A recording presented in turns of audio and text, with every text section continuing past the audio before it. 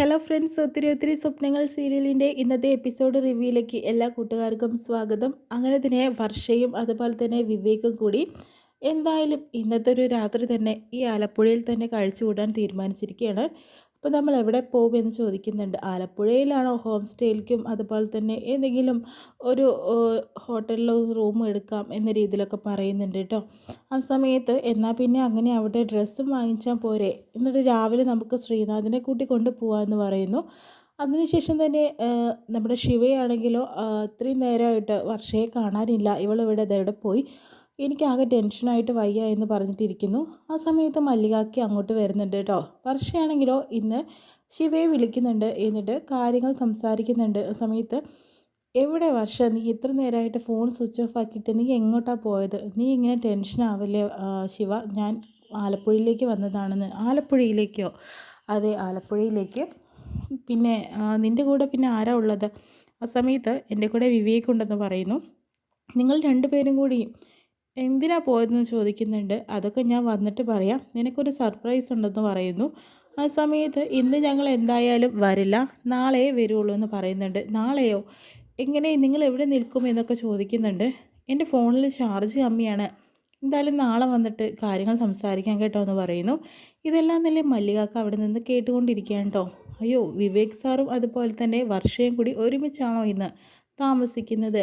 അങ്ങനെ ശിവ അവിടെ ടെൻഷൻ അടിച്ച് നിൽക്കുന്ന സമയത്ത് പെട്ടെന്ന് വന്ന രീതിയിൽ തന്നെ മല്ലികാക്ക അവരുടെ മുന്നിലേക്ക് വരുന്നു കേട്ടോ. എന്നിട്ട് ചോദിക്കുന്നുണ്ട്, അല്ല ശിവപാപ്പ, എന്താ ഇങ്ങനെ ടെൻഷൻ? എനിക്കെന്ത് ടെൻഷൻ, നിങ്ങൾ എന്തിനാ വന്നത്? അല്ല, നമ്മൾ ആർച്ചക്കുട്ടി ഉറങ്ങിക്കൊണ്ടിരിക്കുകയാണെന്ന് പറയുന്നു. അല്ല, വർഷം എവിടേക്കാണ് പോയത്? എനിക്കറിയില്ല, അവൾ എന്തായാലും ഇന്ന് വരില്ല എന്ന് പറഞ്ഞിട്ടുണ്ടായിരുന്നു, നാളെ വരുള്ളൂ. അല്ല, വിവേക് സാറും കൂടെ പോയിട്ടുണ്ടല്ലോ, പിന്നെന്തിനാണ് ടെൻഷൻ അടിക്കുന്നത്? എനിക്കതൊന്നും അറിയില്ല, എന്തായാലും അവൾ നാളെ ബസ്സിൽ വരും എന്ന രീതിയിലൊക്കെ പറയുന്നുണ്ട് കേട്ടോ. പക്ഷേ മല്ലികാക്ക് നല്ല ഡൗട്ട് അടിച്ചു. മല്ലികാക്ക് ഇതൊക്കെ ഒരു പരസ്യമാക്കാനുള്ള പരിപാടിയാണ് കേട്ടോ. പിന്നീട് നമ്മുടെ വർഷയെയാണ് കാണിക്കുന്നത്.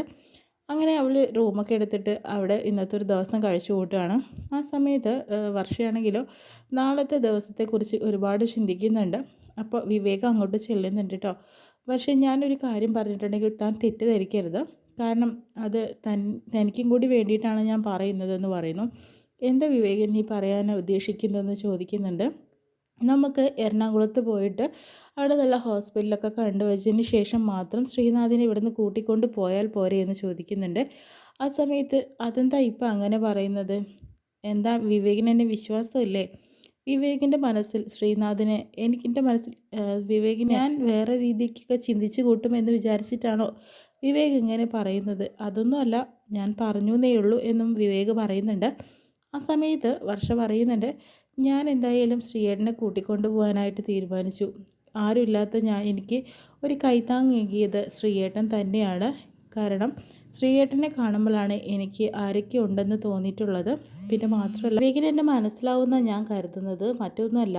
കാരണം ഇങ്ങനത്തെ ഒരു അവസ്ഥയിൽ എന്നെ ഇങ്ങനെ ചേർത്ത് പിടിക്കാൻ വിവേകിന് സാധിക്കുന്നുണ്ടല്ലോ. വിവേകിനെ പോലത്തെ ഒരു ഭർത്താവിന് വേണമെന്ന് തന്നെയായിരുന്നു എൻ്റെ ആഗ്രഹം. അതുപോലെ തന്നെ പിന്നെ ശ്രീയേട്ടനായിരിക്കണം കൈ പിടിച്ച് വിവേകിൻ്റെ കയ്യിൽ ഏൽപ്പിക്കേണ്ടത്. അതെനിക്കൊരു ആഗ്രഹമാണെന്നൊക്കെ പറയുന്നുണ്ട്. തന്നെ എനിക്ക് മനസ്സിലാവും, പക്ഷേ എൻ്റെ അമ്മയ്ക്കൊന്നും തൻ്റെ ഈ അവസ്ഥ മനസ്സിലാവണമെന്നില്ല എന്ന രീതിയിലൊക്കെ വിവേക് പറയുന്നുണ്ട് കേട്ടോ. ആൻറ്റിക്ക് കുറച്ച് എതിർപ്പൊക്കെ ഉണ്ടാവുമായിരിക്കാം, പക്ഷേ അവസാനം ആൻറ്റിയും സമ്മതിക്കും, എനിക്കും അത് നല്ല ഉറപ്പുണ്ട് വിവേക് എന്ന് പറയുന്നു. എന്നാൽ പിന്നെ അങ്ങനെ തന്നെ ആവട്ടെ വർഷയെന്ന് പറയുന്നുണ്ട്. പിന്നെ രാത്രി തന്നെയാണെങ്കിലോ ധനത്തിനോട് വേഗം പോയിട്ട് മല്ലിക പറയുന്നുണ്ട്, എന്തായാലും സർ ഭക്ഷണം എടുത്ത് വെച്ചിട്ടുണ്ട്, വിവേക് കൂടെ വരട്ടെ എന്നിട്ടേ ഞാൻ കഴിക്കുന്നുള്ളൂ എന്ന് പറയുന്നു. വിവേക് സാർ ഇന്ന് വരില്ലല്ലോ, വിവേക് സാർ ആലപ്പുഴയിലേക്ക് പോയിരിക്കുകയാണ്. ആലപ്പുഴയിലേക്കോ? എന്തിനാ പോയിരിക്കുന്നത്? അത് പിന്നെ വർഷപ്പാപ്പൻ കൂടെ ഉണ്ടെന്ന്. വർഷയും കൂടെ ഉണ്ടെന്നോ? ഇവർ എങ്ങോട്ടാണ് പോയതെന്ന് അറിയോ? എനിക്കൊന്നും അറിയില്ല, പക്ഷേ അവർ കല്യാണം കഴിക്കാൻ പോകുന്ന ഒരാളല്ലേ, അതുകൊണ്ട് അവർ തന്നെ പോയിക്കോട്ടെ സർ, അതിനെന്താ ഇത്ര പ്രശ്നം എന്ന് ചോദിക്കുന്നുണ്ട്. നിനക്കതൊക്കെ പറഞ്ഞാൽ മതി, ഇതൊക്കെ വസുന്ധര അറിഞ്ഞിട്ടുണ്ടെങ്കിൽ ആകെ പ്രശ്നമാക്കുമല്ലോ എന്ന രീതിയിൽ പറയുന്നുണ്ട് കേട്ടോ. എന്തായാലും ഇന്ന് വരില്ല എന്ന് ഉറപ്പുണ്ടോ? അതേ സർ, സർ വന്ന് കഴിക്കുമെന്ന് പറയുന്നു. ആകെ ടെൻഷനായിട്ട് ധനത്തിന്, കാരണം ഇനി വസു എങ്ങനെ അറിഞ്ഞാൽ ആകെ പ്രശ്നം ഉണ്ടാക്കുമല്ലോ. പിന്നീടും ശ്രീനാഥിനെ തന്നെയാണ് കാണിക്കുന്നത്. ശ്രീനാഥാണെങ്കിലോ ഒത്തിരി ചിന്തിച്ചുകൊണ്ടിരിക്കുന്നുണ്ട്. കാരണം വർഷയും വിവേക് കൂടെയുണ്ട്, തന്നെ കൂട്ടിക്കൊണ്ട് പോകണമെന്നൊക്കെ പറയുന്നത് ഇനി വർഷയുടെ ജീവിതത്തിലേക്ക് ഞാൻ ചെന്നാൽ അവളുടെ അസ്വസ്ഥതക്കേടായിരിക്കും.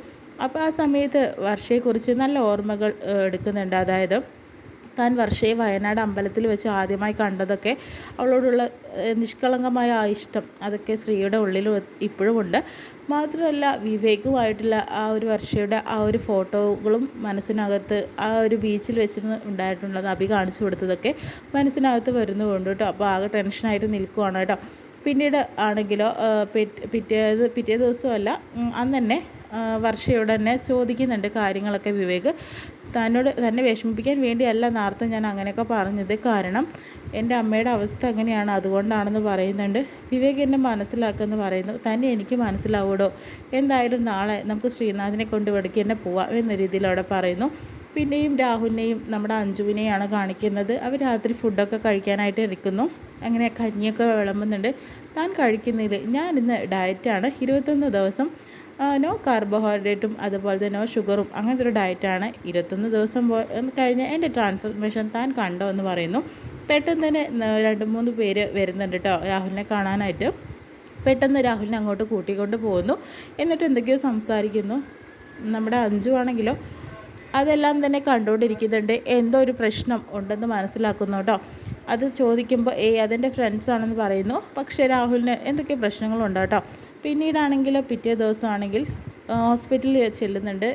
ശ്രീനാഥിനെ കൂട്ടിക്കൊണ്ട് പോകാനായിട്ട് വിവേകും വർഷയും ഡോക്ടറെ കാണാനായി എത്തുന്നു. അപ്പോൾ ഡോക്ടർ ഒരു കാര്യം പറയുന്നുണ്ട്, എനിക്ക് ശ്രീനാഥിനെ ഡിസ്ചാർജ് ചെയ്യണം എന്ന് തന്നെ ആഗ്രഹം, അവരെ നിങ്ങളുടെ കൂടെ പറഞ്ഞയക്കണം, കാരണം അയാൾക്ക് വേണ്ട പ്രൊട്ടക്ഷനും എല്ലാ കാര്യങ്ങളും നിങ്ങൾ കൊടുക്കുമെന്ന് എനിക്ക് ഉറപ്പുണ്ട്. പക്ഷേ ഞാൻ ഡിസ്ചാർജ് ചെയ്തിട്ട് കാര്യമില്ലല്ലോ, ശ്രീനാഥ് നിങ്ങളുടെ കൂടെ വരാൻ ഒട്ടും താല്പര്യമില്ല എന്നാണ് പറയുന്നത്. അങ്ങനെയാണെങ്കിൽ ശ്രീനാഥിനെ നിങ്ങൾക്ക് കൊണ്ടുപോകാൻ സാധിക്കില്ല. ശ്രീയേട്ടൻ എന്തുകൊണ്ടാണ് അങ്ങനെ പറയുന്നത് അതെനിക്കറിയില്ല വർഷ, അയാൾക്ക് എന്തോ ഒരു പ്രശ്നമുണ്ട്, അയാൾ നിങ്ങളുടെ കൂടെ വരാൻ ഒട്ടും താല്പര്യമില്ല എന്നാണ് എന്നോട് തുറന്ന് പറഞ്ഞിരിക്കുന്നത്. ഇനി ഞാൻ എന്ത് ചെയ്യണം? പിന്നെ അയാൾക്ക് ഒട്ടും താല്പര്യമില്ലാത്ത സ്ഥിതിക്ക് അയാളെ നിങ്ങളുടെ കൂടെ പറഞ്ഞയക്കുക എനിക്ക് റിസ്ക്കാണ്. അതുകൊണ്ട് തന്നെ ശ്രീനാഥിൻ്റെ പൂർണ്ണ സമ്മതത്തോടു കൂടി തന്നെ വർഷയ്ക്കും വിവേകിനും ശ്രീയെ കൊണ്ടുപോകാം, അല്ലാത്ത പക്ഷം അതിന് അനുവദീയമല്ല എന്ന രീതിയിൽ ഡോക്ടർ പറയുന്നുണ്ട്. ഡോക്ടർ നല്ല പോലെ ഒന്ന് സംസാരിക്കണം, ശ്രീയേട്ടനെ കൺവിൻസ് ചെയ്യണം, അതിനുശേഷം മാത്രം ഞങ്ങൾ കൊണ്ടുപോകണം എന്ന് ഞങ്ങളുടെ ആഗ്രഹമാണ് സാർ, അതിനെ അനുവദിക്കണം എന്ന രീതിയിലൊക്കെ ഡോക്ടറോട് പറയുന്നു. ഡോക്ടറാണെങ്കിലോ ഞാൻ മാക്സിമം ശ്രമിച്ചു, ഇനി നിങ്ങളൊന്ന് ശ്രമിച്ചു നോക്കുമെന്ന് പറയുന്നുണ്ട്. പിന്നെയാണ് ശ്രീനാഥിനെ കാത്തുകൊണ്ട് വർഷയും വിവേകും പുറത്ത് നിൽക്കുന്നുണ്ട്.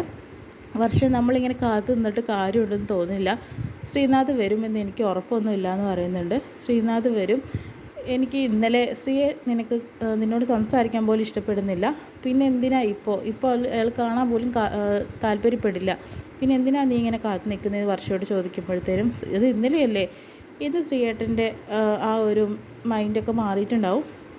ശ്രീയേട്ടൻ എന്തായാലും എന്നോട് സംസാരിക്കും, നമ്മുടെ കൂടെ വരുമെന്ന് പ്രതീക്ഷയോടുകൂടി വർഷ കാത്ത് നിൽക്കുകയാണ് കേട്ടോ. സ്ത്രീയാണെങ്കിലോ ഇവരുടെ ജീവിതത്തിൽ ഒരു ശല്യം ആവണ്ട വിചാരിച്ച് മാറിപ്പോവുകയാണ്. പക്ഷേ വർഷയാണെങ്കിലോ കൂടെ കൊണ്ടുപോകാൻ താല്പര്യപ്പെടുന്നു. എന്തായാലും ഇനി അടുത്ത എപ്പിസോഡിൽ നമുക്ക് കാണാം കേട്ടോ ബാക്കി എന്താണെന്നുള്ളത്.